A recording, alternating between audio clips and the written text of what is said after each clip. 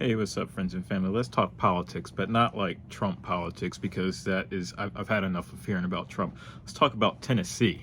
Yeah, there's some legislators that apparently still believe that men should control women's bodies. That's right, it's 2021, and that's still a thing. These Republican Representative Jerry Sexton and Mark Pody, they introduced this legislation SB 0494, and which it basically gives men the right to interfere with a woman's ability to have an abortion.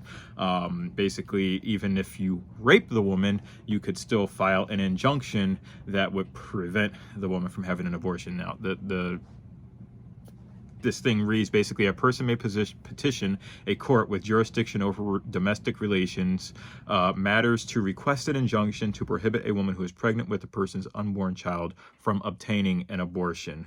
Venue for a petition filed pursuant to this section is in the county in which the respondent resides, or if the respondent is not a resident of the state, the county in which the petitioner resides. The court shall cause a copy of the petition and notice of the date set for the hearing on such petition to be served upon the respondent at least 5 days prior to such a hearing. Within 14 days of the petition being filed, the court shall hold a hearing of which both parties may present evidence. The court shall issue the injunction if the court finds that the petitioner has proven that the petitioner is the biological father of the respondent's unborn child. There is a reasonable probability that the respondent will seek an abortion prior to giving birth of the unborn child, and if the parties are not married, the petitioner has executed a voluntary acknowledgement of paternity.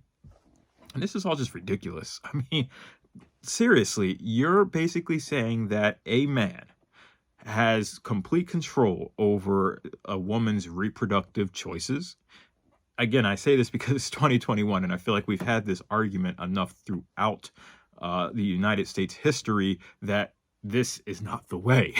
Like, I don't understand that. Can someone please tell me why this keeps coming up? Why are there still people out there that have this ass backwards view of women's rights and the ability to choose? And let me say this right now: I am 100% pro-choice. I'm that way, and I am a Christian. I like to follow Christian values, but I also believe, and let's just go to the Bible real quick and just read. Let's go right to Genesis, because right there, God gives people free will. You want to talk about the gift of life being the greatest gift? I truly believe that the gift of free will is the greatest gift that God has given to humanity. So, like, it's right here. So this is like Genesis chapter 2, verse 15. Then the Lord God took the man and placed him in the Garden of Eden and told him to cultivate it and keep it. And the Lord God commanded him, you may eat freely of every fruit in the garden, but you must not eat from the tree of the knowledge of good and evil, for in the day you eat of it, you will surely die.